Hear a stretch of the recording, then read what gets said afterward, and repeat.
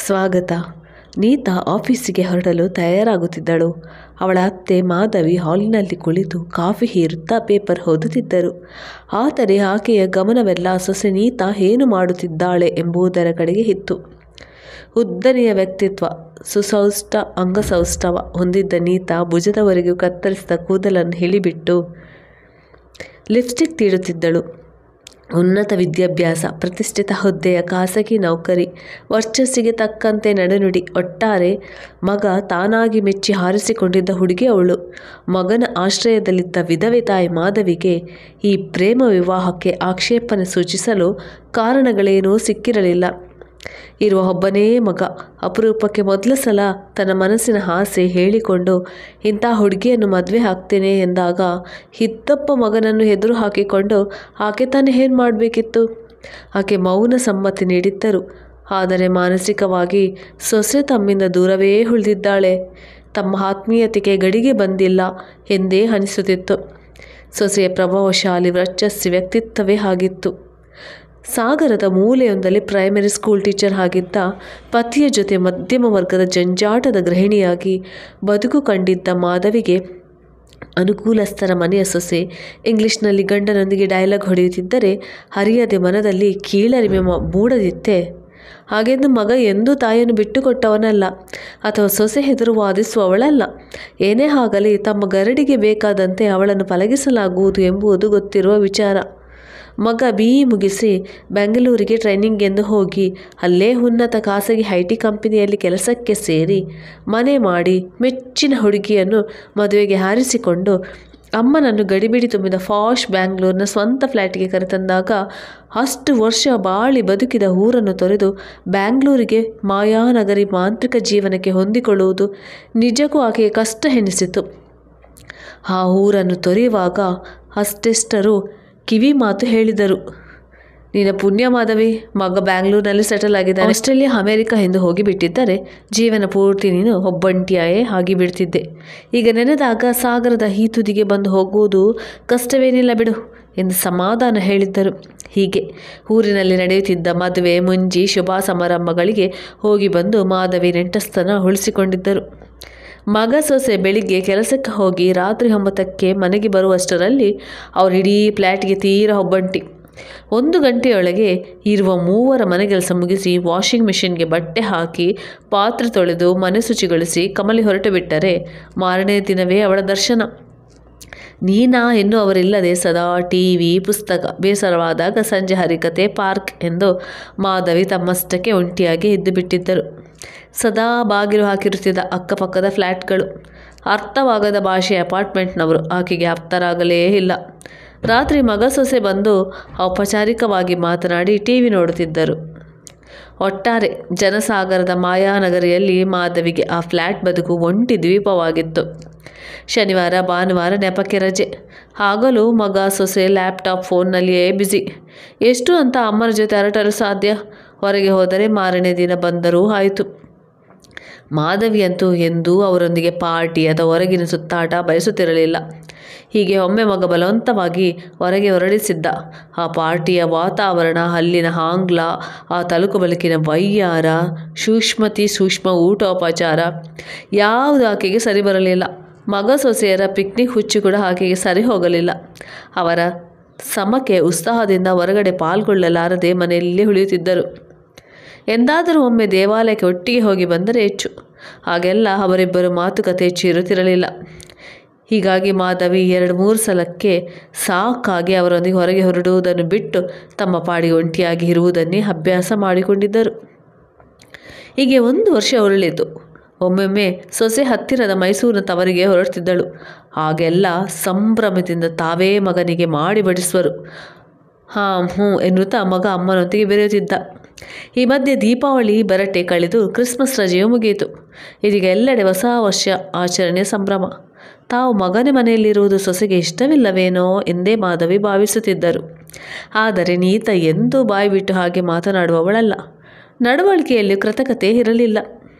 ಆದರೆ ಮಾತು ಮಾತ್ರ ಬಲು ಕಡಿಮೆ. ಮಗರಾಯ ಮಧ್ಯೆ ಮಧ್ಯೆ ಮನೆಗೆಲಸದಲ್ಲಿ ಹೆಂಡತಿಗೆ ನೆರವಾಗುವುದು ಮಾಧವಿಗೆ ನುಂಗಲಾರದ ತುತ್ತು. ಬ್ಯಾಂಗ್ಳೂರು ಮಹಾನಗರದಲ್ಲಿ ಗಂಡ ಹೆಂಡತಿ ಇಬ್ಬರು ಬೆಳಿಗ್ಗೆ ಕೆಲಸಕ್ಕೆ ಹೋಗಿ ರಾತ್ರಿ ಹಿಂತಿರುಗುವುದರಿಂದ ಇಬ್ಬರ ಬಳಿಯೂ ಸಮಯ ಇರುವುದಿಲ್ಲ. ಹೀಗಾಗಿ ಗಂಡಸು ಮನೆಗೆಲಸದಲ್ಲಿ ಹೆಂಡತಿಗೆ ಸಹಾಯ ಮಾಡಲೇಬೇಕಾಗುತ್ತದೆ ಎಂದು ಕಡ್ಡಿ ತುಂಡು ಮಾಡಿದಂತೆ ಒಮ್ಮೆ ನೀತ ನುಡಿದಾಗ ಅವಳ ಖಂಡಿತವಾದಿ ಪ್ರವೃತ್ತಿ ನೋಡಿ ಇವರಿಗೆ ಮಾತೇ ಹೊರಡಲಿಲ್ಲ. ನೀತಾಳ ಮಾತುಗಳನ್ನು ಸುಲಭವಾಗಿ ಜೀರ್ಣಿಸಿಕೊಳ್ಳಲಾಗದ ಮಾಧವಿ ಅವಳ ಪ್ರತಿ ಮಾತುಗಳನ್ನು ಹಳೆದು ತೂಗಿ ಅಂತರಾರ್ಥ ಹುಡುಕುತ್ತಿದ್ದರು. ಅದನ್ನು ವಿರೋಧಿಸಲಂತೂ ಇವರ ಬಳಿ ಯಾವ ಅಸ್ತ್ರವೂ ಇರಲಿಲ್ಲ. ಹಾಗೆಂದು ಅವಳು ಹೇಳಿದನೆಲ್ಲ ಒಪ್ಪಲಾದೀತೆ.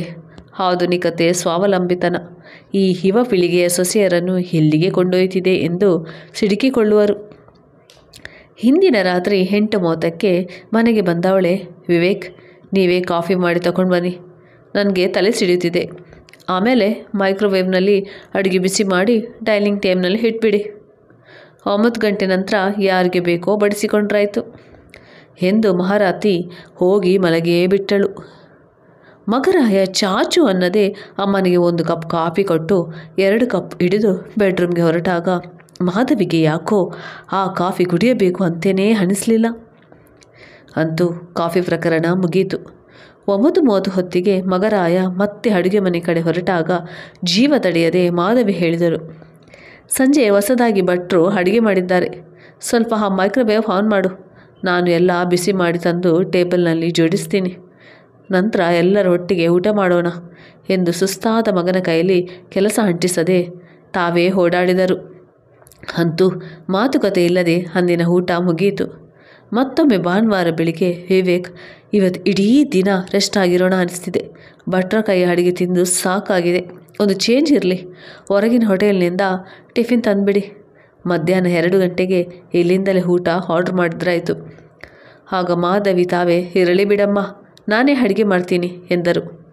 ಬೇಡ ಅತ್ತೆ, ನೀವು ರೆಸ್ಟ್ ತಗೊಳ್ಳಿ ಎಂದು ಹೇಳಿ ಸೊಸೆ ತಮ್ಮ ಕೋಣೆಗೆ ಹೊರಟೇ ಹೋದಳು.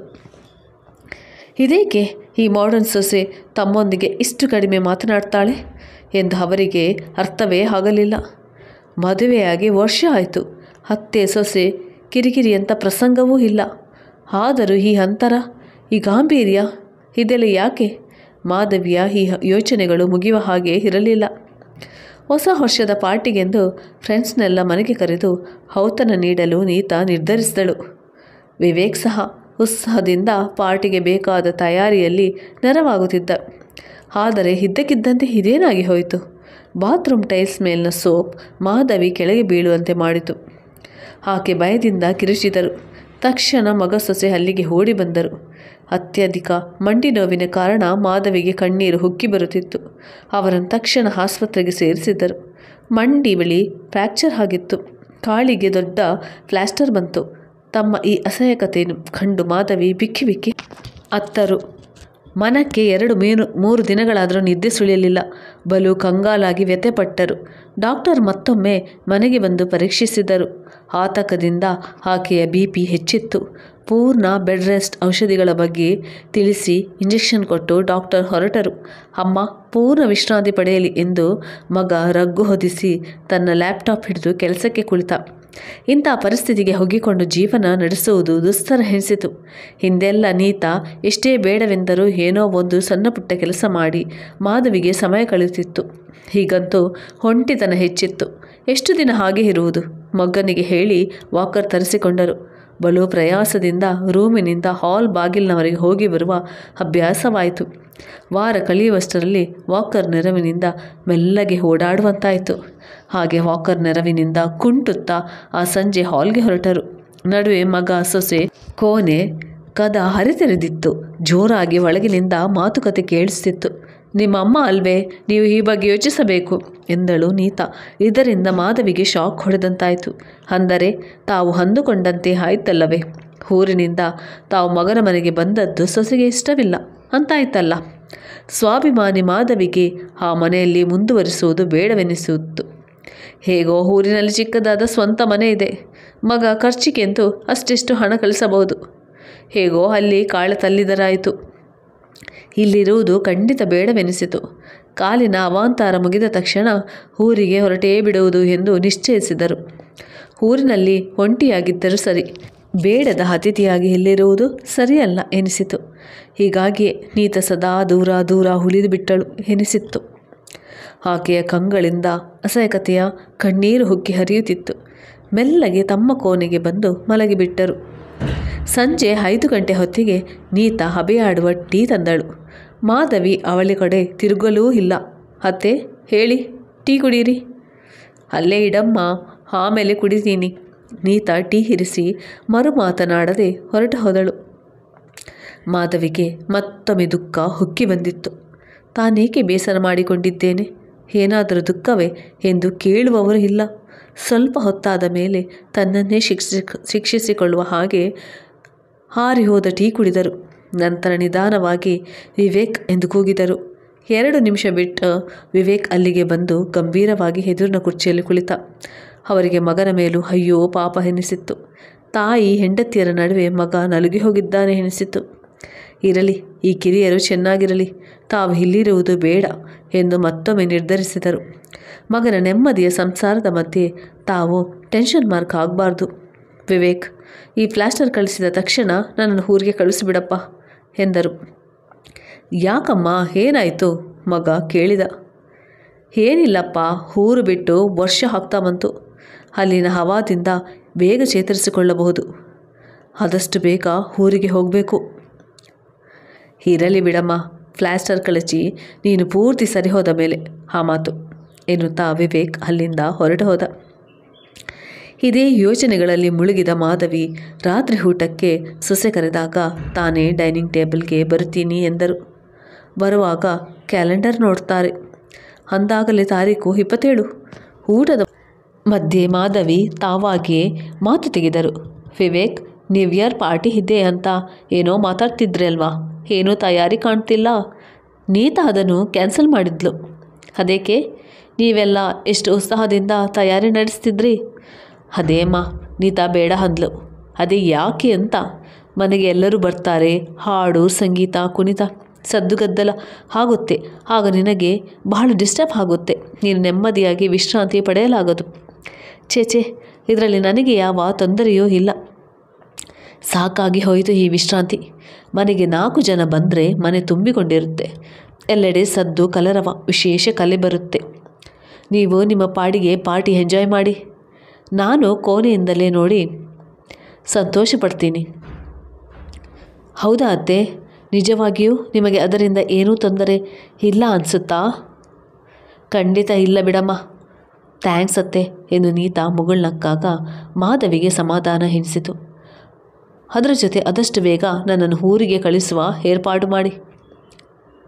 ಇಲ್ಲ, ಇಷ್ಟು ಬೇಗ ಆಗೋಲ್ಲ ಅತ್ತೆ. ಈ ಕಟ್ಟು ಬಿಚ್ಚಿದ ಮೇಲೆ ನಿಮಗೆ ಫಿಸಿಯೋಥೆರಪಿ ಸಹ ಮಾಡಿಸಬೇಕು. ಆಗ ಕಾಲು ಪೂರ್ತಿ ವಾಸಿ ಆಗುತ್ತೆ ಎಂದಳು. ಉಫ್ ಎಂದು ಸುದೀರ್ಘ ನಿಟ್ಟುಸಿರುಬಿಟ್ಟು ಮಾಧವಿ ಮತ್ತೆ ಯೋಚನೆಗೆ ಜಾರಿದರು. ಈಗ ಮಾಧವಿಗೆ ದಿನ ಹುರುಳುವುದೇ ಕಷ್ಟವಾಗಿತ್ತು. ತಾನು ಸೊಸೆಗೆ ಬೇಡದವಳು.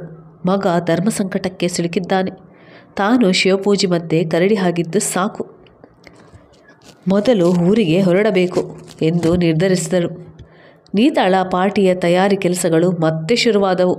ವಿವೇಕ್ ಸಹ ಅವಳ ಈ ಎಲ್ಲ ತಯಾರಿಗಳಲ್ಲಿ ಸಹಾಯ ಮಾಡುತ್ತಿದ್ದ. ಇಬ್ಬರ ಕಡೆಯಿಂದ ಕೂಡಿ 20 ಮಂದಿ ಬರುವವರಿದ್ದರು. ಕುಳಿತ ಕಡೆಯಿಂದಲೇ ಮಾಧವಿ ಸಣ್ಣ ಪುಟ್ಟ ಸಹಾಯ ಮಾಡುತ್ತಿದ್ದರು. ಪಾರ್ಟಿ ಡಿನ್ನರ್ಗಾಗಿ ಕೆಲವು ತಿನಿಸು ಮನೆಯದಾದರೆ ಉಳಿದವನ್ನು ಹೊರಗೆ ಆರ್ಡರ್ ಮಾಡಿಕೊಡಲಾಯಿತು. ತೀರಾ ಮಧ್ಯಾಹ್ನದವರೆಗೂ ಎಲ್ಲ ತಯಾರಿ ಮುಗಿಸಿದ ಮಾಧವಿ ಊಟ ಮುಗಿಸಿ ತಮ್ಮ ಕೋಣೆಗೆ ಬಂದು ಮಲಗಿದರು. ಸ್ವಲ್ಪ ಹೊತ್ತು ಮಲಗಿ ಎದ್ದಾಗ ಸಂಜೆ 4:30 ಆಗಿತ್ತು. ಟೀ ಕುಡಿಯೋಣ ಎನಿಸಿತು. ಭಟರು 6 ಗಂಟೆಗೆ ಬರುವುದಾಗಿ ಹೇಳಿದ್ದರು. ಮಲಗಿರುವ ಮಗ ಸೊಸೆಯನ್ನು ಎಬ್ಬಿಸಬೇಕು. ಬದಲಿಗೆ ತಾವೇ ಟೀ ಮಾಡೋಣ ಎಂದುಕೊಂಡರು. ವಾಕರ್ ಹಿಡಿದು ನಿಧಾನವಾಗಿ ಆಕೆ ಕಿಚನ್ ಕಡೆ ಬರುವಷ್ಟರಲ್ಲಿ ಮಗ ಸೊಸೆ ಕೋಣೆಯಿಂದ ಮತ್ತೆ ಮಾತುಕತೆ ಕೇಳಿಸತೊಡಗಿತು. ತಾವು ಇಲ್ಲಿರುವ ಕುರಿತಾಗಿ ಮತ್ತೆ ಇಬ್ಬರು ಚರ್ಚೆ ಶುರು ಮಾಡಿಕೊಂಡರೆ ಎನಿಸಿತು. ಅಂದು ರಾತ್ರಿ ಪಾರ್ಟಿ ಇದೆ. ಈ ಸಂಜೆ ಜಗಳದಿಂದ ಮನಸ್ಸು ಕೆಡಿಸಿಕೊಂಡರೆ ಏನು ಲಾಭ? ಅರಿವಿಲ್ಲದೆ ಕಣ್ತುಂಬಿ ಬಂದಿತ್ತು. ನೀತಾಳ ಧ್ವನಿ ಬಲು ಸ್ಪಷ್ಟವಾಗಿತ್ತು. ಅತ್ತೆ ಏನೋ ಹೇಳ್ತಾರೆ ಅಂತ ಅವರನ್ನು ಮತ್ತೆ ಊರಿಗೆ ಕಳಿಸಿಬಿಡೋದೆ?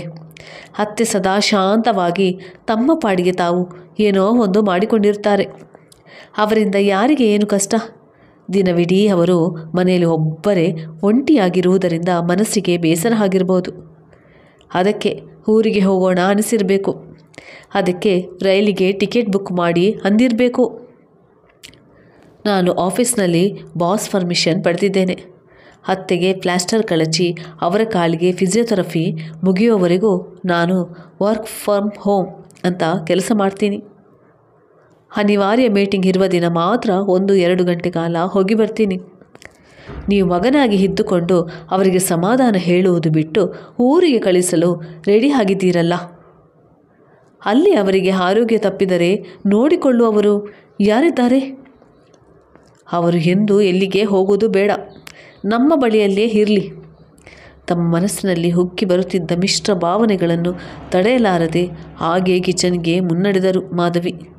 ವಾಕರ್ ಹಿಡಿದಿದ್ದ ಆಕೆಯ ಕೈಗಳು ನಡುಗುತ್ತಿದ್ದವು. ಅಂದರೆ ಇಷ್ಟು ದಿನ ತಾವು ಸೊಸೆ ಬಗ್ಗೆ ತಳೆದಿದ್ದ ಅಭಿಪ್ರಾಯ ತಪ್ಪು. ತಾವು ಇಲ್ಲಿಗೆ ಬಂದಿದ್ದು ಸೊಸೆಗೆ ಅಪ್ರಿಯವಲ್ಲ. ತಮ್ಮನ್ನು ಕಳಿಸುವುದನ್ನು ನಿರೋಧಿಸುತ್ತಿದ್ದಾಳೆ. ಸದಾ ಗಂಭೀರವಾಗಿ ಇರುತ್ತಾ ತನ್ನ ಕೆಲಸ ಕಾರ್ಯಗಳಲ್ಲಿ ಮುಳುಗಿರುತ್ತಿದ್ದ ಸೊಸೆಯ ಮನಸ್ಸನ್ನು ತಾವೇ ಸರಿಯಾಗಿ ಅರ್ಥ ಮಾಡಿಕೊಳ್ಳಲಿಲ್ಲವೇ? ಬಹುಶಃ ಅವತ್ತು ಕೂಡ ವಿವೇಕ್ನಿಗೆ ನೀವು ಅವರ ಮಗ, ನೀವು ಸರಿಯಾಗಿ ಯೋಚಿಸಬೇಕು ಎಂಬ ಮಾತಿನ ಅರ್ಥ ಇದೇ ಇರಬೇಕು. ತಪ್ಪಾಗಿ ಲೆಕ್ಕ ಹಾಕಿ ಸೊಸೆಯನ್ನು ಅಪಾರ್ಥ ಮಾಡಿಕೊಂಡೇನಲ್ಲ ಎಂದು ಅವರಿಗೆ ಆನಂದ ಬಾಷ್ಪ ಹುಗ್ಗಿತ್ತು. ಓ, ಈಗ ಮನಸ್ಸು ನಿರಾಳವಾಯಿತು. ಅವರು ಸುಧಾರಿಸಿಕೊಂಡು ಸೆರಗಿನಿಂದ ಕಣ್ಣು ಮೂಗು ಒರೆಸಿಕೊಂಡು ಚಹಾ ಮಾಡಲು ಪಾತ್ರೆಗೆ ನೀರು ಹಾಕಿಟ್ಟರು. ಫ್ರಿಡ್ಜ್ನಿಂದ ಹಾಲು ತೆಗೆದು ಕಾಯಿಸಿದರು. ಟೀ ತಯಾರಾದ ನಂತರ ತಾವೇ ಮೆಲ್ಲಗೆ, ನೀತಾ ಇಲ್ಲಿ ಬಾ ಅಮ್ಮ ಎಂದು ಜೋರಾಗಿ ಕೂಗಿ ಕರೆದರು. ಬಂದೆ ಅತ್ತೆ ಎನ್ನುತ್ತಾ ಕೋಣೆಯಿಂದ ಹೊರಬಂದ ನೀತಾ ಅತ್ತೆ ಕೋಣೆ ಕಡೆ ತಿರುಗುವಳಿದ್ದಳು. ಟೀ ವಾಸನೆ ಗ್ರಹಿಸಿ ಅನುಮಾನದಿಂದ ಕಿಚನ್ ಕಡೆ ನಡೆದಳು. ಅದಾಗಲೇ 3 ಕಪ್ ಟೀ ರೆಡಿಯಾಗಿ ಪುಟ್ಟ ಪ್ಲೇಟ್ನಲ್ಲಿ ಬಿಸ್ಕಿಟ್ ಇಡಲಾಗಿತ್ತು. ಇದೇನತ್ತೆ, ನೀವು ಟೀ ಮಾಡಿದ್ರಾ? ಯಾಕೆ ತೊಂದರೆ ತಗೊಂಡ್ರಿ? ನನ್ನನ್ನು ಕರಿಬಾರ್ದಿತ್ತೆ ಎಂದು ಎಲ್ಲವನ್ನು ಟೀಗೆ ಜೋಡಿಸಿದಳು. ಸೊಸೆಯ ಮಾತಿನಲ್ಲಿದ್ದ ವಾತ್ಸಲ್ಯ ಈಗ ಅವರಿಗೆ ಸ್ಪಷ್ಟವೆನಿಸಿತು. ಸ್ವಭಾವಂತ ಮಿತಭಾಷಿ ನೀತಾ ಹೆಚ್ಚು ಮಾತಿಲ್ಲದೆ ಕೆಲಸ ಮಾಡುತ್ತಿದ್ದಳು. ಅವರ ಕಣ್ಣಂಚು ಮತ್ತೆ ಒದ್ದೆ ಆಯಿತು. ನೀತಾ, ನಾನು ಊರಿಗೆ ಹೊರಡುವುದು ಬೇಡ ಅಂದುಕೊಂಡೆ, ಇಲ್ಲೇ ಇರೋಣ ಅಂತ. ಹೌದಾ ಅತ್ತೆ? ಸಂತೋಷದಿಂದ ಓಡಿ ಬಂದ ಅವಳು ಅವರನ್ನು ಅಪ್ಪಿದಳು. ತೆರೆದ ಬಾಹುವಿನಿಂದ ಅತ್ತೆ ಸೊಸೆಯನ್ನು ಅಪ್ಪಿಕೊಂಡರು. ತುಂಬ ಒಳ್ಳೆ ನಿರ್ಧಾರ ತಗೊಂಡ್ರಿ ಎಂದಳು ನೀತಾ. ಹ್ಯಾಪಿ ನ್ಯೂ ಇಯರ್ ಅತ್ತೆ ನಸುನಗುತ್ತಾ ಸೊಸೆಗೆ ಶುಭಾಶಯ ಕೋರಿದಾಗ ನೀತಾ ಸಹ ಅವರಿಗೆ ವಿಶ್ ಮಾಡುತ್ತಾ, ಆದರೆ ಇಷ್ಟು ಬೇಗ? ಅದಕ್ಕೆ ಇನ್ನೂ ಟೈಮ್ ಇದೆಯಲ್ಲ ಎಂದಳು. ನಮ್ಮ ಮನಸ್ಸಿಗೆ ಅನಿಸಿದಾಗ ತಕ್ಷಣ ಅದನ್ನು ಸೆಲೆಬ್ರೇಟ್ ಮಾಡಬೇಕು ಎಂದರು ಮಾಧವಿ. ಇಬ್ಬರು ಸಂತಸದಿಂದ ಅಲ್ಲಿಂದ ಹಾಲಿಗೆ ನಡೆದರು. ವಿವೇಕ್, ಬೇಗ ಬನ್ನಿ, ಅತ್ತೆ ಟೀ ಮಾಡಿದ್ದಾರೆ ಎಂದಳು ನೀತಾ. ಹೌದೇನಮ್ಮ? ಆಶ್ಚರ್ಯದಿಂದ ವಿವೇಕ್ ಹಾಲಿಗೆ ಬಂದಾಗ ಅವನಿಗೂ ಮಾಧವಿ ವಿಶ್ ಮಾಡಿದರು. ಅತ್ತೆ ಸೊಸೆ ಒಂದಾಗಿರುವುದು ತಿಳಿದು ವಿವೇಕ್ ಮನಸ್ಸು ಗರಿಗೆದರಿತು. ಅತ್ತೆ ಎಲ್ಲೂ ಹೋಗಲ್ಲ, ಇಲ್ಲೇ ನಮ್ಮ ಜೊತೆ ಇರ್ತಾರಂತೆ ನೀತಾ ಹೇಳಿದಾಗ ವಿವೇಕ್ ಓಡಿ ಬಂದು ಅಮ್ಮನನ್ನು ಅಪ್ಪಿಕೊಂಡ. ಆದರೆ ಒಂದು ಕಂಡೀಷನ್, ಮುಂದಿನ ವರ್ಷ ಇದೇ ನ್ಯೂ ಇಯರ್ ಸಂದರ್ಭಕ್ಕೆ ನನಗೆ ಪ್ರಮೋಷನ್ ನೀಡಿ ಅಜ್ಜಿ ಮಾಡಬೇಕು ಎಂದಾಗ ಎಲ್ಲರೂ ಸಂತೋಷದಿಂದ ನಕ್ಕರು. ಧನ್ಯವಾದಗಳು ಸ್ನೇಹಿತರೆ, ನನ್ನ ವಿಡಿಯೋ ವೀಕ್ಷಿಸಿದ್ದಕ್ಕಾಗಿ.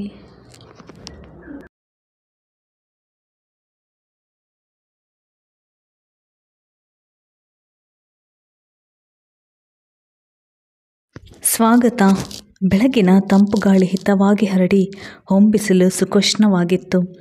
ಮಾಧವರಾಯರು ಕಿಟಕಿಯಿಂದ ತೂರಿ ಬರುತ್ತಿದ್ದ ಈ ಆನಂದ ಅನುಭವಿಸುತ್ತಾ ಬೆಳಗಿನ ಕಾಪಿ ಹೀರುತ್ತಿದ್ದರು.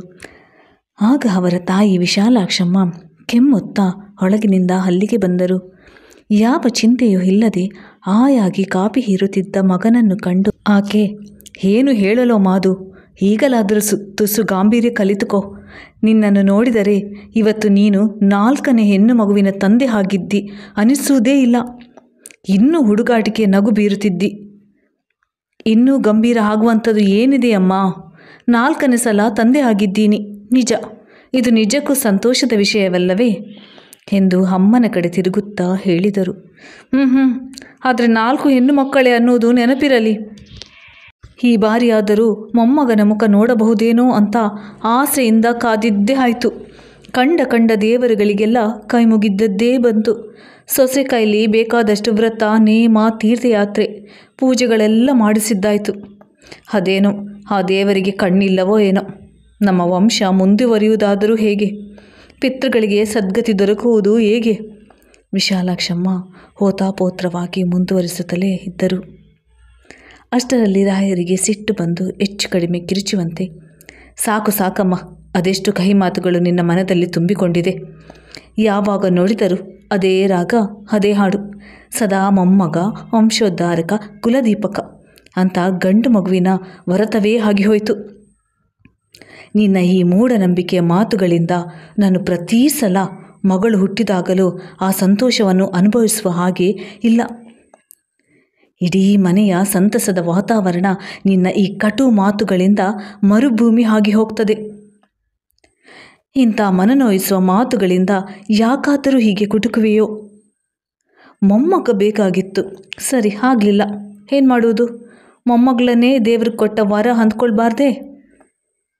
ಆದರೆ ವಿಶಾಲಾಕ್ಷಮ್ಮನ ಮೇಲೆ ಈ ಮಾತುಗಳು ಯಾವ ಪ್ರಭಾವವನ್ನು ಬೀರುತ್ತಿರಲಿಲ್ಲ. ಅವರು ಇನ್ನಷ್ಟು ತಾರಕ ಸ್ವರದಲ್ಲಿ, ಹೇ, ನೀನಂಥ ನಾಸ್ತಿಕನಿಗೆ ಈ ಮಾತುಗಳೆಲ್ಲ ಎಲ್ಲಿಂದ ಅರ್ಥವಾಗಬೇಕು? ಪುರಾಣ, ಹರಿಕತೆ ಕೇಳಲು ನನ್ನ ಸಮವಯಸ್ಕರು ಬರ್ತಾರಲ್ಲ, ಅವರೆಲ್ಲ ಎಷ್ಟು ಹಾಡಿಕೊಳ್ಳುತ್ತಾರೆ ಗೊತ್ತಾ? ಎಲ್ಲರಿಗೂ ಒಬ್ಬೊಬ್ಬ ಮೊಮ್ಮಗ, ಮರಿಮಗ ಇದ್ದೇ ಇದ್ದಾನೆ. ನನಗಿರುವ ನೀನೊಬ್ಬನೇ ಮಗ.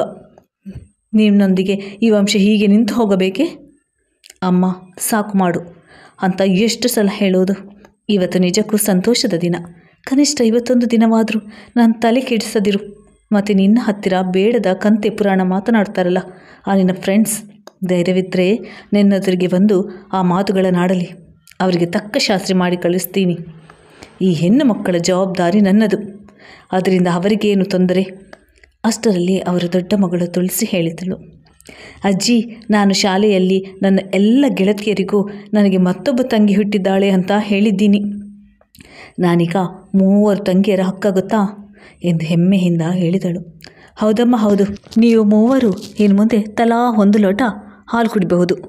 ಹೋಗು, ನಿಮ್ಮಮ್ಮನ ಹೆತ್ತೊಟ್ಟೆ ತಣ್ಣಗಿರಲಿ ಎಂದು ಅಜ್ಜಿ ಸುಡುಕಿದರು. ಅಮ್ಮ, ಮಕ್ಕಳೆದುರು ಏನು ಅಂತ ಹೀಗೆ ಮಾತನಾಡ್ತೀಯಾ ಎಂದು ಕೋಪದಿಂದ ಅರ್ಧ ಕಾಪಿ ಮುಗಿಸಿದ್ದ ಲೋಟವನ್ನು ಅಲ್ಲೇ ಕುಕ್ಕಿ ಮಗಳ ಕೈ ಹಿಡಿದುಕೊಂಡು ಹೊರಟು ಹೋದರು. ಅವರು ನೇರವಾಗಿ ತಮ್ಮ ಪತ್ನಿ ರಾಧಾ ಬಳಿ ಹೋಗಿ ಕುಳಿತರು. ಎಲೆ ಕೂಸನ್ನು ಮಡಿಲಿಗೆ ಹಾಕಿಕೊಂಡು ಆಕೆ ಬಿಕ್ಕಳಿಸುತ್ತಿದ್ದರು. ಇದೇನು ರಾಧಾ, ವಿದ್ಯಾವಂತಳಾಗಿ ನೀನು ಕೂಡ ಈ ಹಳೆ ಕಾಲದ ಕಂದಾಚಾರಕ್ಕೆ ಗಂಟು ಬಿದ್ದವಳಂತೆ ಅಳುವುದೇ? ಈ ಸಲವೂ ಹೆಣ್ಣು ಹುಟ್ಟಿದರೆ ಅಮ್ಮ ಹೀಗೆ ಮಾತನಾಡುವುದು ಅಂತ ನಿನಗೆ ಗೊತ್ತಿತ್ತು ತಾನೇ? ನೀನು ಇಂಥದನ್ನೆಲ್ಲ ಕೇಳಿಸಿಕೊಳ್ಳಲು ಮಾನಸಿಕವಾಗಿ ಸಿದ್ಧಳಿರಬೇಕಷ್ಟೆ. ಮೊದಲು ನಿನ್ನ ಕಣ್ಣೀರು ಒರೆಸಿಕೊಂಡು ಒಂದಿಷ್ಟು ನಗು ಮಾರೈತಿ ಎಂದು ಅವರನ್ನು ಸಮಾಧಾನ ಪಡಿಸಿದರು. ನಾನಂತೂ ನಿಮಗೆ ಒಂದಿಷ್ಟು ಸಂತೋಷ ತರಲಿಲ್ಲ. ನಿಮಗೂ ಅಷ್ಟೇ, ಅತ್ತೆಗೂ ಅಷ್ಟೇ. ಒಂದೇ ಒಂದು ಗಂಡು ಮಗು ಹೆತ್ತು ಕೊಡದೆ ಇದ್ದ ಮೇಲೆ ನನ್ನ ಈ ಜನ್ಮ ಇದ್ದರೆಷ್ಟು ಹೋದರೆಷ್ಟು. ಛೆ, ಇದೆಂಥ ಮಾತುಗಳು ನಿನ್ನವು? ನಾನೆಂದಾದರೂ ನಿನಗೆ ಗಂಡು ಮಗುವೇ ಬೇಕು ಅಂತ ಹೇಳಿದ್ದೇನು? ನಾವು ಬರೀ ಹೆಣ್ಣು ಮಕ್ಕಳು ಹೆತ್ತವರು ಅಂತ ಹಾಡಿಕೊಳ್ತಾರಲ್ಲ, ಅವರ ಬಾಯಿಗೆ ಬೀಗ ಹಾಕ್ತೀನಿ, ನೋಡ್ತಿರು. ಮುಂದೆ ಒಂದು ದಿನ ಇವರೆಲ್ಲ ತಮ್ಮ ಕುಹುಕದ ಮಾತುಗಳಿಗೆ ಖಂಡಿತ ಪಶ್ಚಾತ್ತಾಪ ಪಡ್ತಾರೆ. ನೀನು ನೋಡ್ತಿರು ರಾಧಾ, ನಾನು ನನ್ನ ಹೆಣ್ಣು ಮಕ್ಕಳನ್ನು ಹೇಗೆ ಸಾಕ್ತೀನಿ ಅಂತ. ಅವರ ಶಿಕ್ಷಣ, ಸಂಸ್ಕಾರ, ವ್ಯವಹಾರ ಎಲ್ಲವೂ ಫಸ್ಟ್ ಕ್ಲಾಸ್ ಆಗಿರಬೇಕು. ನಮ್ಮ ಸಂಬಂಧಿಕರು, ಪರಿಚಿತರು ಯಾರೇ ನಿನಗೆ ಕಟಕಿಯಾಡಲಿ, ಅವರೇ ಮುಂದೆ ನಮ್ಮ ಮಕ್ಕಳ ಉದಾಹರಣೆ ಕೊಟ್ಟು ಬೇರೆಯವರನ್ನು ತಿದ್ದಬೇಕು. ಹಾಗೆ ಮಾಡ್ತೀನಿ. ನೀವು ಹೇಳ್ತಿರೋದು ನಿಜ ತಾನೇ? ಹೌದು, ಖಂಡಿತ. ಅದಿರಲಿ, ಈ ಮಗುವಿಗೆ ಏನಾದರೂ ಹೆಸರು ಯೋಚಿಸಿದ್ದೀರಾ? ಇವಳು ಹುಟ್ಟೋ ಮೊದಲೇ ಅಂದ್ಕೊಂಡಿದ್ದೆ. ಅದೇನು ಅಂದ್ಕೊಂಡಿದ್ರಿ? ಪ್ರೀತಿ. ಒಳ್ಳೆಯ ಹೆಸರಲ್ವಾ? ತುಳಸಿ, ದಾರಿಣಿ, ನಳಿನಿ, ಈಗ ಎಲ್ಲರ ಬಾಂಧವ್ಯ ಹೆಚ್ಚಿಸಲು ಪ್ರೀತಿ. ಚೆನ್ನಾಗಿದೆ ಅಲ್ವಾ? ನೀವು ಹಾರಿಸಿದ ಮೇಲೆ ಖಂಡಿತ ಚೆನ್ನಾಗಿರುತ್ತದೆ. ಎಂದು ಅವರ ಎದೆಗುರುಗಿದರು. ಯಾರಿಗೂ ಕಾಯದೆ ಕಾಲ ಹುರುಳುತ್ತಿತ್ತು. ರಾಧಾ ಮತ್ತು ಮಾಧವರಾಯರು ತಮ್ಮ ಮಕ್ಕಳನ್ನು ಅತಿ ಅಕ್ಕರೆಯಿಂದ ಸಾಕುತ್ತಿದ್ದರು. 4 ಹುಡುಗಿಯರು ಕಲಿಕೆಯಲ್ಲಿ ಮುಂದಿದ್ದು ಉತ್ತಮ ಸಂಸ್ಕಾರ, ನೈತಿಕ ಮೌಲ್ಯಗಳು, ಹಾಡು, ಹಸೆ, ಕಸೂತಿ, ರಂಗೋಲಿ, ಆಧುನಿಕ ಜೀವನ ಶೈಲಿಗೆ ತಕ್ಕಂತೆ ಸ್ಕೂಟರ್ ಹೊಡಿಸುವುದು, ಕಂಪ್ಯೂಟರ್, ಇಂಟರ್ನೆಟ್ ಇತ್ಯಾದಿ ಎಲ್ಲದರಲ್ಲೂ ಪಳಗಿದರು. ಅಕ್ಕ ತಂಗಿಯರು ಯಾವಾಗಲೂ ಮುಂದಿನ ಭವಿಷ್ಯದ ಕುರಿತು ಚರ್ಚಿಸುತ್ತಿದ್ದರು. ತಾವೆಲ್ಲ ಮದುವೆಯಾಗಿ ಹೊರಟು ಹೋದರೆ ಅಮ್ಮ ಅಪ್ಪನನ್ನು ನೋಡಿಕೊಳ್ಳುವವರ್ಯಾರು? ಯಾರು? ಹೀಗಾಗಿ ಮದುವೆಯೇ ಬೇಡ ಎಂದು ಮಾತನಾಡಿಕೊಳ್ಳುತ್ತಿದ್ದರು. ಆದರೆ ಹಾಗೆ ಮಾಡುವಂತಿಲ್ಲ. ಹೆಣ್ಣು ಮಕ್ಕಳು ಶಾಶ್ವತವಾಗಿ ತವರಿನಲ್ಲಿ ಉಳಿಯುವ ಬದಲು ಮದುವೆಯಾಗಿ ಗಂಡನ ಮನೆಗೆ ಬೆಳಗಬೇಕು ಎಂದು ಹಿರಿಯರು ಅವರ ಮನವೊಲಿಸಿದರು. ಹಾಗಿರುವಾಗ ಮದುವೆ ಆದಮೇಲೆ ಅವರನ್ನು ತಮ್ಮೊಂದಿಗೆ ಇರಿಸಿಕೊಳ್ಳಬೇಕು ಎಂದು ನಾನು ತಾನೆಂದು ಮತ್ತೆ ವಾಗ್ವಾದ ಶುರು ಮಾಡಿದರು. ತುಳಸಿ ಹೇಳಿದಳು, ನಾನು ದೊಡ್ಡವಳು, ಹೀಗಾಗಿ ಅಮ್ಮ ಅಪ್ಪನ ಜವಾಬ್ದಾರಿ ನನಗೆ ಇರಲಿ. ವೃದ್ಧಾಪ್ಯದಲ್ಲಿ ನಾನು ಅವರಿಗೆ ಸಹಾಯ ಮಾಡುತ್ತೇನೆ. ನೀವು ಮೂವರು ಈ ವಿಷಯದಲ್ಲಿ ತಲೆ ಕೆಡಿಸಿಕೊಳ್ಬೇಡಿ, ಆಯಿತಾ? ಆದರೆ ತಂಗಿಯರು ಆ ಮಾತನ್ನು ಒಪ್ಪಲಿಲ್ಲ. ಅಮ್ಮ ಅಪ್ಪ ಕೇವಲ ನಿನಗೆ ಮಾತ್ರ ಸೇರಿದವರೇನು? ನಾವು ಅವರಿಗೇನು ಅಲ್ವೋ? ನಮಗೂ ಅವರ ಜವಾಬ್ದಾರಿ ಬೇಕೇ ಬೇಕು ಎಂದು ಇದೇ ವಿಷಯವಾಗಿ ಆಗಾಗ ಚರ್ಚೆ ಮಾಡುತ್ತಿದ್ದರು. ಅವರ ಜವಾಬ್ದಾರಿ ತಮಗೆ ಇರಬೇಕು ಎಂದು ಹುಸಿ ಜಗಳ ಆಡುತ್ತಿದ್ದರು. ಕೊನೆಗೆ ಮಾಧವರಾಯರು ಇವರ ವ್ಯಾಜ್ಯಕ್ಕೆ ತಾವೇ ಒಂದು ತೀರ್ಪು ನೀಡಿದರು. ನೋಡ್ರಮ್ಮ, ಈ ವಿಷಯವಾಗಿ ನೀವು ಯಾರು ಬೇಜಾರು ಮಾಡಿಕೊಳ್ಳುವುದು ಬೇಡ. ಆ ಕಾಲಕ್ಕೆ ಹೇಗೆ ಆಗಬೇಕೋ ಹಾಗೆ ಆಗ್ತದೆ. ಆದರೂ ನಾವು ನಿಮ್ಮ ಜೊತೆ ಇರಲೇಬೇಕು ಅನ್ನೋದಾದರೆ ಪ್ರತಿಯೊಬ್ಬ ಮಗಳ ಮನೆಯಲ್ಲೂ 3 ತಿಂಗಳು ಇದ್ದರಾಯಿತು. ಸಲೀಸಾಗಿ 1 ವರ್ಷ ಕಳೆದು ಹೋಗ್ತದೆ. ಯಾರ ಮನೆಯಲ್ಲೂ ಹೆಚ್ಚು ಅಥವಾ ಕಡಿಮೆ ಎಂದಾಗುವುದಿಲ್ಲ. ಈಗ ಸರಿ ಹೋಯಿತು ತಾನೇ ಎಂದಾಗ ಈಗ ಸರಿ ಹೋಯಿತು ಎಂದು ಅಕ್ಕ ತಂಗಿಯರು ಸಮಾಧಾನ ಹೊಂದಿದರು. ಈ ಮಕ್ಕಳು ತಮ್ಮ ಜವಾಬ್ದಾರಿ ವಹಿಸಿಕೊಳ್ಳಲು ಪರಸ್ಪರ ಹುಸಿ ಜಗಳ ಆಡುತ್ತಿರುವುದನ್ನು ಕಂಡು ಹೆತ್ತವರಿಗೆ ಹೆಮ್ಮೆ ಎನಿಸಿತು. ಆಗ ಮಾಧವರಾಯರು ತಾಯಿಗೆ ಹೇಳಿದರು, ಅಮ್ಮ ನೋಡಿದ್ಯಾ, ಎಲ್ಲಾದರೂ ಗಂಡು ಮಕ್ಕಳು ಹೆತ್ತವರ ಜವಾಬ್ದಾರಿ ತಮಗೆ ಇರಲಿ ಎಂದು ಹೀಗೆ ವಾದವಾಡುವುದನ್ನು ಕೇಳಿದ್ಯಾ? ಅಪ್ಪ ಮಾಡಿದ ಆಸ್ತಿ ತನಗೆ ಇರಲಿ ಎಂದು ಹೊಡೆದಾಡುತ್ತಾರಷ್ಟೇ. ಹೆತ್ತವರ ಕುರಿತು ಹೆಣ್ಣು ಮಕ್ಕಳ ಕರುಳು ಯಾವಾಗಲೂ ಮಿಡಿಯುತ್ತಿರುತ್ತದೆ. ವಿಶಾಲಾಕ್ಷಮ್ಮ ಆಳವಾದ ನಿಟ್ಟುಸಿರು ಬಿಟ್ಟು ಹೇಳಿದರು. ಇರಬಹುದೇನಪ್ಪ, ಮುಂದೆ ಏನಾಗುತ್ತೋ ಏನೋ, ಈಗಲೇ ಹೇಳಲಾಗದು. ನೋಡಪ್ಪ, ನೀನು ಸಂತೋಷವಾಗಿದ್ದಿ, ನನಗಷ್ಟೇ ಸಾಕು. ಈ ಹೆಣ್ಣು ಮಕ್ಕಳು ಹೇಳುತ್ತಿರುವ ಹಾಗೆ ನಡೆದುಕೊಳ್ಳಲಿ ಎಂದು ಪ್ರಾರ್ಥಿಸುತ್ತೇನೆ. ನಾನು ಇನ್ನೆಷ್ಟು ದಿನದವಳು? ಮುಂದೆಯೂ ನೀನು ಹೀಗೆ ನಗುನಗುತ್ತಾ ಇರಬೇಕೆಂಬುದೇ ನನ್ನ ಆಸೆ. ಆದರೆ ಮುಂದೆ ಏನೇ ಬರಲಿ, ಬಂದದ್ದನ್ನು ಎದುರಿಸುವ ಎದೆಗಾರಿಕೆ ನಿನಗಿರಲಿ. ಅದಾದ 2-3 ವರ್ಷಗಳ ನಂತರ ವಿಶಾಲಾಕ್ಷಮ್ಮ ಬಚ್ಚಲಲ್ಲಿ ಜಾರಿ ಬಿದ್ದದ್ದೇ ನೆಪವಾಗಿ 2 ತಿಂಗಳು ಹಾಸಿಗೆ ಹಿಡಿದರು. ಮೊಮ್ಮಗನ ಕನಸು ಕಾಣುತ್ತಲೇ ಹೋಗಿಬಿಟ್ಟರು. ಅವರು ಇಬ್ಬರು ಹಿರಿಯ ಮೊಮ್ಮಕ್ಕಳ ಮದುವೆ ಮಾತ್ರ ನೋಡಿದ್ದರು. ಅದಾಗಿ 2 ವರ್ಷಗಳಲ್ಲಿ ಕೊನೆಯವರಾದ ನಳಿನಿ ಪ್ರೀತಿಯರ ಮದುವೆಯೂ ನಡೆಯಿತು. ರಾಯರು ತಮ್ಮ ಶಕ್ತಿ ಮೀರಿ 4 ಹೆಣ್ಣು ಮಕ್ಕಳ ಮದುವೆಗೆ ಖರ್ಚು ಮಾಡಿದರು. ಮನೆಯನ್ನು ಮಾರಿ ಸಾಲದ ಹೊರೆ ಹೊತ್ತು ನಿಧಾನವಾಗಿ ತೀರಿಸತೊಡಗಿದರು. ಅದಾಗಿ 1 ವರ್ಷದಲ್ಲಿ ರಾಧಾ ಕ್ಯಾನ್ಸರ್ಗೆ ತುತ್ತಾದರು. ಆಕೆಯನ್ನು ಆಸ್ಪತ್ರೆಗೆ ಸೇರಿಸಿದ ರಾಯರು ಮನೆಗೂ ಆಸ್ಪತ್ರೆಗೂ ಓಡಾಡುತ್ತಾ ಹೈರಾಣಾದರು. ಇವರನ್ನು ಹೆಚ್ಚು ದಿನ ಸತಾಯಿಸದೆ ರಾಧಾ 1 ತಿಂಗಳಲ್ಲಿ ತೀರಿಕೊಂಡಾಗ ಮಾಧವರಾಯರು ನಿಜಕ್ಕೂ ಏಕಾಂಗಿಗಳಾಗಿ ಕಂಗಾಲಾದರು. ತಾಯಿಯ ಸಾವಿಗೆ ಬಂದ ಹೆಣ್ಣು ಮಕ್ಕಳು ಕಾರ್ಯ ಕರ್ಮಾಂತರ ಮುಗಿಸಿಕೊಂಡು ಹೊರಟು ಬಿಟ್ಟರು. ಮದುವೆಗಳು, ಆಸ್ಪತ್ರೆ ಖರ್ಚು, ತಿಥಿ ಕರ್ಮಾಂತರಗಳನ್ನು ಪೂರೈಸುವಷ್ಟರಲ್ಲಿ ರಾಯರು ಅಕ್ಷರಶಃ ಬರಿಗೈದಾಸರಾಗಿದ್ದರು. 6 ತಿಂಗಳು ಕಳೆಯುವಷ್ಟರಲ್ಲಿ ಅವರಿಗೆ ಕಣ್ಣು ಕಟ್ಟಿ ಕಾಡಲಿ ಬಿಟ್ಟಂತಾಗಿತ್ತು. ಖಾಸಗಿ ಕಂಪನಿಯಲ್ಲಿ ಗುಮಾಸ್ತರಾಗಿದ್ದ ಅವರಿಗೆ ನಿವೃತ್ತರಾದಾಗ ಕೈಗೆ ಬಂದ ಹಣವಷ್ಟೇ ಭವಿಷ್ಯಕ್ಕೆ ಆಧಾರವಾಗಿತ್ತು. ಯಾವುದೇ ಪೆನ್ಷನ್ ವ್ಯವಸ್ಥೆ ಸಹ ಇರಲಿಲ್ಲ. ಇರುವ ಹಣವನ್ನು ಸಾಲದ ಮೊತ್ತ ಆಸ್ಪತ್ರೆಗೆ ಖರ್ಚು ಮಾಡಿದ ರಾಯರು ಈಗ ಒಂದು ರೂಪಾಯಿ ಖರ್ಚು ಮಾಡಲಿಕ್ಕೂ 10 ಸಲ ಚಿಂತಿಸಬೇಕಾಗಿತ್ತು. ಅನಾರೋಗ್ಯದ ಕಾರಣ ಅವರಿಗೆ ಎಲ್ಲೂ ಪಾರ್ಟ್ ಟೈಮ್ ಕೆಲಸ ಸಹ ಮಾಡಲಾಗಲಿಲ್ಲ. ಮುಂದೆ ಭವಿಷ್ಯ ಕಳೆಯುವುದು ಹೇಗೆ? ಇದೇ ಯೋಚನೆಯಲ್ಲಿ ಅವರು ಕೊರಗಿ ಕ್ರಷರ್ ಆಗಿ ಹೋದರು. ಈಗ ಹಿಂದೆ ತಮ್ಮ ಮಕ್ಕಳು ಹೇಳುತ್ತಿದ್ದ ಮಾತುಗಳು ನೆನಪಾಗಿ ಅವರ ಸಹಾಯ ಪಡೆಯೋಣವೆಂದು ಯೋಚಿಸಿದರು. ಮೊದಲು ಹಿರಿಯ ಮಗಳು ತುಳಸಿಯ ಮನೆಗೆ ಹೋದರು. 1 ವಾರ ಕಳೆಯುವಷ್ಟರಲ್ಲಿ ಅವಳ ಅತ್ತೆ ವಾರಗಿತ್ತಿಯರು ವ್ಯಂಗ್ಯದ ಚುಚ್ಚುನುಡಿಗಳನ್ನು ಶುರು ಮಾಡಿಕೊಂಡಿದ್ದರು. ಬೆಳಿಗ್ಗೆ ರಾಯರು ಉಪ್ಪಿಟ್ಟು ತಿನ್ನುತ್ತಾ ವರಾಂಡದಲ್ಲಿ ಕುಳಿತಿದ್ದರು. ಅಷ್ಟರಲ್ಲಿ ಒಳಗಿನ ಡೈನಿಂಗ್ ಟೇಬಲ್ ಬಳಿಯಿಂದ ತುಳಸಿ ಅತ್ತೆ ಮನಜಾಕ್ಷಮ್ಮ ಗುಡುಗುತ್ತಿದ್ದರು. ಚೇಚೆ, ಎಂತೆಂಥ ಜನ ಇದ್ದಾರಪ್ಪ!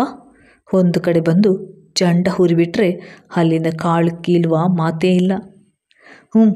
ಹೊತ್ತಿಗೆ ಕಾಫಿ ತಿಂಡಿ ಊಟ ಅಂತ ಕುಳಿತ ಜಾಗಕ್ಕೆ ಮಗಳು ಪೂರೈಸುತ್ತಿದ್ದರೆ ಯಾರಿಗೆ ಇಲ್ಲಿಂದ ಹೊರಡುವ ಮನಸ್ಸು ಬಂದಿತ್ತು?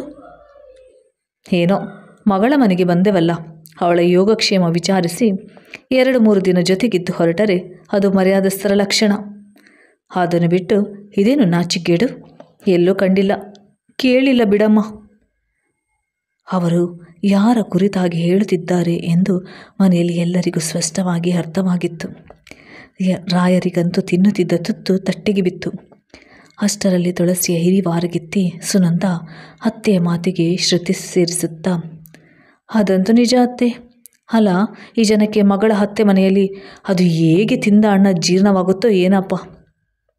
ನನ್ನ ತಂದೆ ಸಹ ಎಂದೋ ಒಮ್ಮೆ ಬರ್ತಾರೆ. ಸ್ವಲ್ಪ ಕಾಫಿ ತಿಂಡಿ ತಗೊಳ್ಳೋದಕ್ಕೆ ಎಷ್ಟು ಸಂಕೋಚ ಪಡ್ತಾರೆ ಗೊತ್ತಾ? ಕೊಟ್ಟ ಹೆಣ್ಣು ಕುಳ್ಳಕ್ಕೆ ಹೊರಗೆ ಅಂತ ಆಗಿರುವಾಗ ಮಗಳ ಮನೆಯಲ್ಲಿ ನೀರು ಹೇಗೆ ಕುಡಿಯಲಮ್ಮ ಅಂತಾರೆ.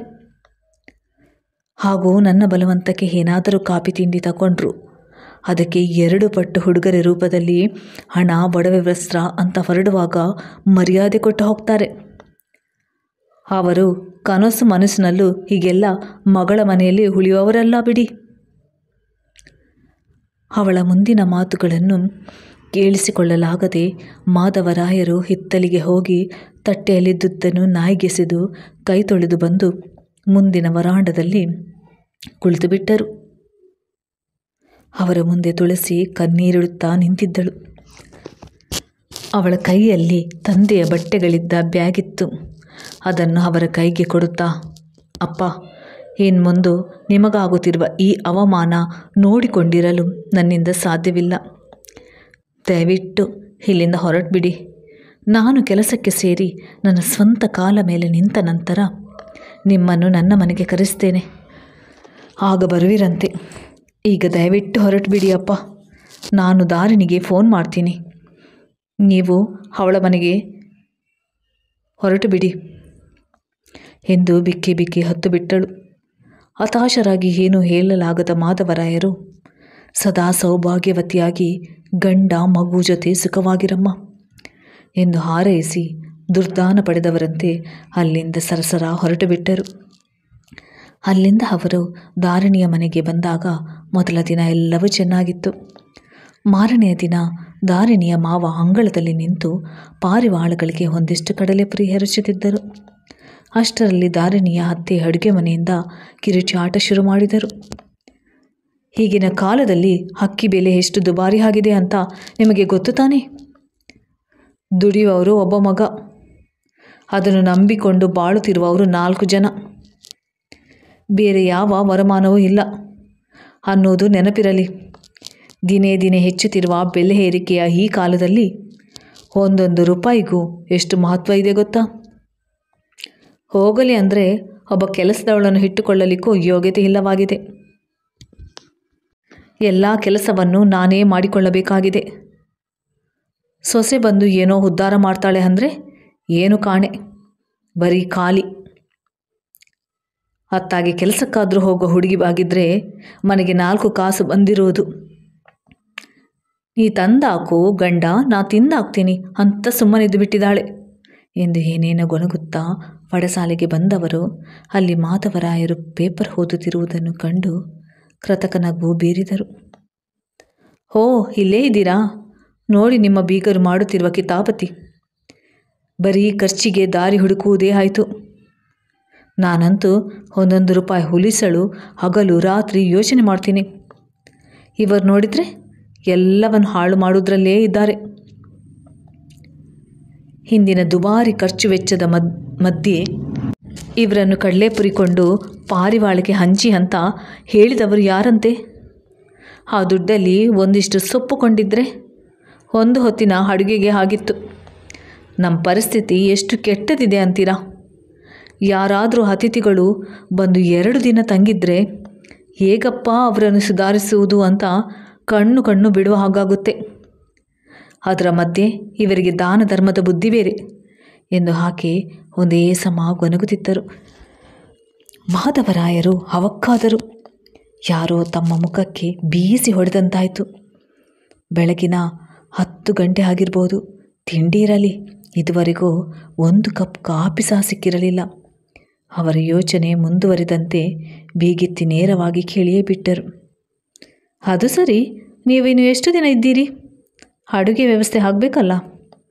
ಮಾಧವರಾಯರು ಕಕ್ಕಾಬಿಕ್ಕಿಯಾದರು. ಆ ಮನೆಯ ಥರ ಇಲ್ಲಿ ಅವಮಾನ ಆಗುವ ಮೊದಲೇ ಹೊರಟು ಬಿಡಬೇಕು ಎಂದು ತಕ್ಷಣ ನಿರ್ಧರಿಸಿ, ಇಲ್ಲ ಹಾಗೇನಿಲ್ಲ, ನಾನು ಇಲ್ಲಿ 2 ದಿನ ಇರಲು ಬಂದವನಲ್ಲ. ತುಳಸಿ ಮನೆಗೆ ಬಂದಿದ್ದೆ, ಹಾಗೆ ಧಾರಣಿಯನ್ನು ನೋಡಿ ಮಾತನಾಡಿಸಿಕೊಂಡು ಹೋಗೋಣ ಅಂತ ಅಷ್ಟೇ. ಸಂಜೆ ಬಸ್ ಮಿಸ್ ಆಯ್ತಲ್ಲ, ಹಾಗಾಗಿ ರಾತ್ರಿ ಉಳಿಯುವ ಹಾಗಾಯಿತು. ಹೀಗೋ ಈಗಲೇ ಹೊರಟೆ ಎಂದು ತಮ್ಮ ಬ್ಯಾಗ್ ತೆಗೆದುಕೊಂಡರು. ಓ ಹೌದೇ, ಹಾಗಿದ್ರೆ ಸರಿ, ಬರ್ತಾ ಇರಿ ಆಗಾಗ. ಎಷ್ಟಾದರೂ ಇದು ಮಗಳು ಅಳಿಯನ ಮನೆ ಅಲ್ವೇ ಎಂದು ದೇಶಾವಾರಿ ನಗೆ ಬೀರಿ ಒಳಗೆ ಹೊರಟರು. ಈಗ ಆಕೆಯ ಮಾತಲ್ಲಿ ತುಸು ಮೃದತ್ವ ಬಂದಂತಾಗಿತ್ತು. ಸೊಸೆಯನ್ನು ಕರೆದು ಬಾಯಿ ತುಂಬ ಹೇಳಿದರು. ನೋಡಮ್ಮ, ನಿಮ್ಮ ತಂದೆ ಊರಿಗೆ ಹೊರಟಿದ್ದಾರಂತೆ. ಈಗಲೇ 10 ಗಂಟೆ ಆಯಿತು. ಬೇಗ ಅವರಿಗೆ ತಿಂಡಿ ಕಾಫಿ ಕೊಡು. 11 ಗಂಟೆ ಬಸ್ ಮಿಸ್ ಆಗಬಾರ್ದಲ್ವೇ? ಹಾಗೆ ಮಧ್ಯಾಹ್ನಕ್ಕೆ ಒಂದಿಷ್ಟು ಮೊಸರನ್ನು ಕಲಸಿ ಪ್ಯಾಕ್ ಮಾಡಿಕೊಡು. ಬಿಸಿಲಲ್ಲಿ ಬಸ್ ಇಳಿದು ಹೋಟೆಲ್ ಹುಡುಕುವುದು ತಪ್ಪುತ್ತದೆ. ಊರಿಗೆ ಹೋಗುವಷ್ಟರಲ್ಲಿ ಸಂಜೆ ಆಗುತ್ತೋ ಏನೋ. ಎಲ್ಲಿಗೆ ಹೋದರೂ ಈ ಹೆಂಗಸರ ಬಾಯಿ ಮಾತಿಗೆ ಸಿಕ್ಕಿ ಹಾಕಿಕೊಳ್ಳುವುದೇ ಆಯ್ತಲ್ಲ. ತುಳಸಿಯ ಹತ್ತೆ ನೇರವಾಗಿ ಮುಖದ ಮೇಲೆ ಹೊಡೆದಂತೆ ಹೇಳಿದರೆ ಹೀಗೆ ಸುತ್ತಿ ಬೆಳೆಸಿ ಹೊರಡಲು ಹೇಳುತ್ತಿದ್ದಾರೆ. ಮಾಧವರಾಯರ ಯೋಚನೆ ಹೀಗೆ ಮುಂದುವರಿತಿತ್ತು.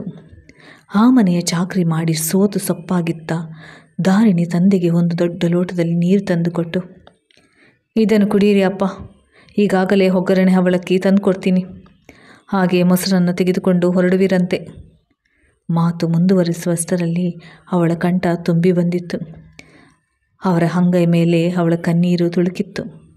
ಅದೆಲ್ಲ ಏನು ಬೇಡಮ್ಮ, ನಿನ್ನನ್ನು ನೋಡಬೇಕೆನಿಸಿತ್ತು, ನೋಡಿದ್ದಾಯಿತು. 1 ದಿನ ಉಳಿದದ್ದೂ ಆಯಿತು. ಇದು ಈಗಲೇ ಹೊರಟೆ. ಸದಾ ಸೌಭಾಗ್ಯವತಿಯಾಗಿ ಸುಖವಾಗಿರಮ್ಮ. ಈ ಆಶೀರ್ವಾದ ಬಿಟ್ಟರೆ ನಿನಗೆ ಕೊಡಲು ನನ್ನ ಬಳಿ ಬೇರೇನಿಲ್ಲ ಎಂದು ತಮ್ಮ ಕಣ್ಣೀರು ಕಾಣಿಸದಂತೆ ಒರೆಸಿಕೊಳ್ಳುತ್ತಾ ಬ್ಯಾಗ್ ತೆಗೆದುಕೊಂಡು ಹೊರಟೇ ಬಿಟ್ಟರು.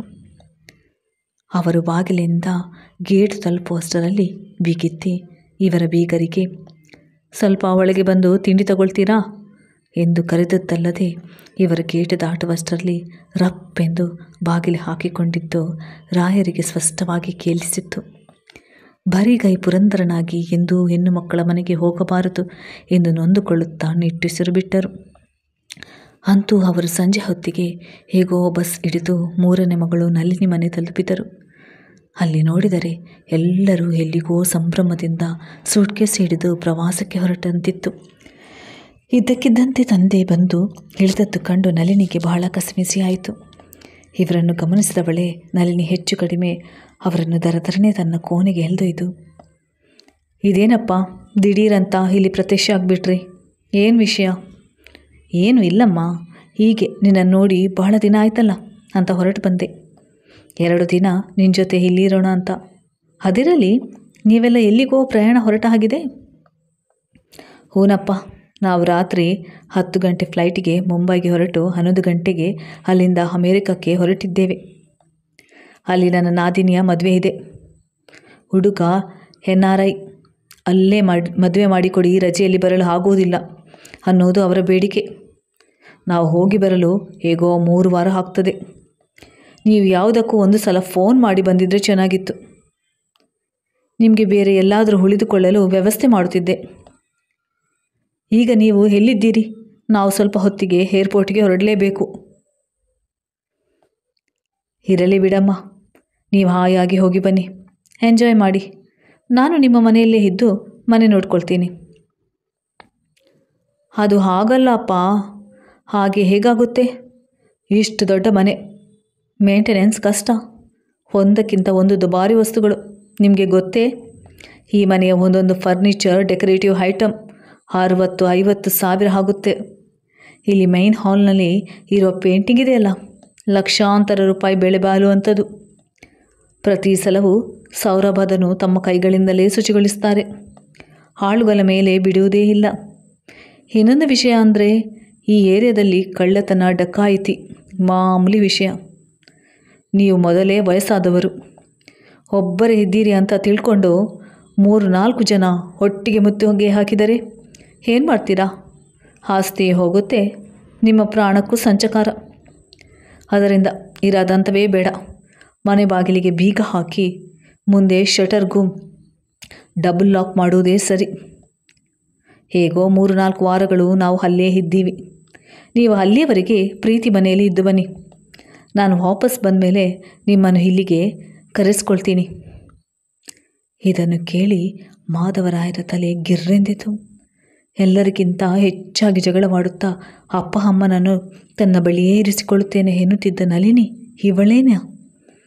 ನನ್ನ ಮನೆ ದೊಡ್ಡದಿರಲಿ ಚಿಕ್ಕದಿರಲಿ, ಅಮ್ಮ ಅಪ್ಪನಿಗೆ ಒಂದು ಕೋಣೆ ಅಗತ್ಯವಾಗಿ ಬಿಟ್ಕೊಡ್ತೀನಿ ಅಂದವಳು ಇವಳೇನಾ?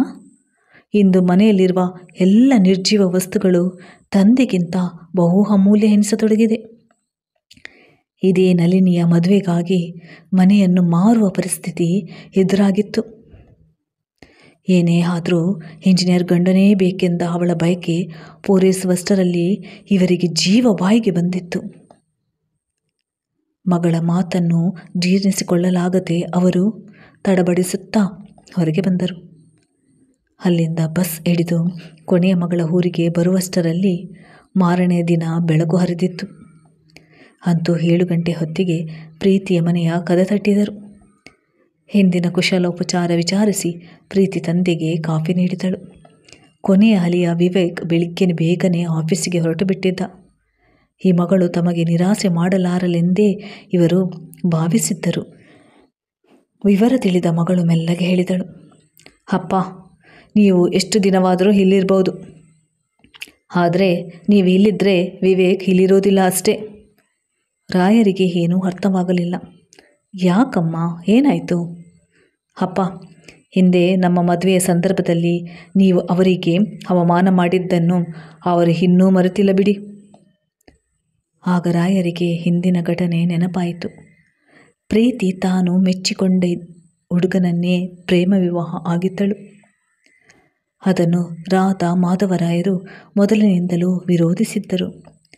ಆದರೂ ಮಗಳ ಹಠವೇ ಗೆದ್ದಿತ್ತು. ತಾನು ಉಪವಾಸ ಕುಳಿತು ತಾಯಿ ತಂದೆಯರನ್ನು ಒಪ್ಪಿಸಿದ್ದಳು. ಮದುವೆ ಮಾಡಿಕೊಟ್ಟ ನಂತರ ಇವರು ಎಂದೂ ಮಗಳ ಮನೆಗೆ ಬಂದಿರಲಿಲ್ಲ. ಅವಳು ಸಹ ತವರಿನ ಕಡೆ ತಿರುಗಿ ನೋಡಿರಲಿಲ್ಲ. ಅಂದಿನಿಂದ ಆ ಅಳಿಯನಿಗೆ ಇವರ ಮೇಲೆ ಸಿಟ್ಟಿತ್ತು.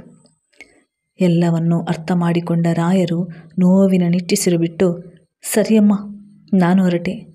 ನಾನು ಇಲ್ಲಿದ್ದು ನಿಮ್ಮಿಬ್ಬರ ಮಧ್ಯೆ ಟೆನ್ಷನ್ ತಂದಿಡಲು ಬಯಸುವುದಿಲ್ಲ. ಹಿಂದೆ ಒಂದು ಕಾಲವಿತ್ತಮ್ಮ. ನನ್ನ 4 ಮಕ್ಕಳು ತಾಯಿ ತಂದೆಯರನ್ನು ತಮ್ಮ ಬಳಿಯೇ ಇರಿಸಿಕೊಳ್ಳುವುದಾಗಿ ಹಠ ಹಿಡಿಯುತ್ತಿದ್ದರು. ವೃದ್ಧಾಪ್ಯದಲ್ಲಿ ಹುರುಗೋಲು ಆಗುತ್ತೇವೆಂದು ಹೇಳುತ್ತಿದ್ದರು. ಆದರೆ ಇಂದು ಆ 4ರಲ್ಲಿ ಒಬ್ಬರಿಗೂ ಈ ವಯಸ್ಸಾದ ಮುದುಕನನ್ನು ಇರಿಸಿಕೊಳ್ಳಲು ಆಗುತ್ತಿಲ್ಲ. ಪ್ರೀತಿ ಈ ಮಾತಿಗೆ ಬಹಳ ದಿನಗಳಿಂದ ತಡೆ ಹಿಡಿದಿದ್ದ ಉತ್ತರವನ್ನು ನೀಡಿದಳು. ಅಪ್ಪ, ಮಾತಿಗೆ ನೀವು ಹೆಣ್ಮಕ್ಕಳ ಮದುವೆಯನ್ನು ಅದ್ಧೂರಿಯಿಂದ ಹಾಗೆ ಮಾಡ್ತೀನಿ ಹೀಗೆ ಮಾಡ್ತೀನಿ ಅಂತೆಲ್ಲ ಹೇಳ್ತಿದ್ರಿ. ಆದರೆ ಪ್ರಾಕ್ಟಿಕಲ್ ಆಗಿ ಹಾಗೆಲ್ಲ ಮಾಡಲು ಸಾಧ್ಯವಾಯಿತೇ? ಕಾರಿನಲ್ಲಿ ಮಗಳು ಅಳಿಯನನ್ನು ಕಳಿಸಿಕೊಡ್ತೇನೆ, ದೊಡ್ಡ ಶ್ರೀಮಂತರ ಮನೆಗೆ ಸೊಸೆಯಾಗಿ ಕಳಿಸ್ತೇನೆ ಅಂತೆಲ್ಲ ಹೇಳ್ತಿದ್ರಿ. ಅದೆಲ್ಲ ಸಾಧ್ಯವಾಯಿತೇನು? ನಳಿನಿಗೆ ಮದುವೆ ಮಾಡಿದಾಗ ಎಲ್ಲಕ್ಕೂ ಹೆಚ್ಚಾಗಿ ವರದಕ್ಷಿಣೆ ಕೊಟ್ಟಿರಿ. ಅವಳು ನಿಮ್ಮನ್ನು ಇರಿಸಿಕೊಳ್ಳಲು ಸಾಧ್ಯವಾಯಿತೇ?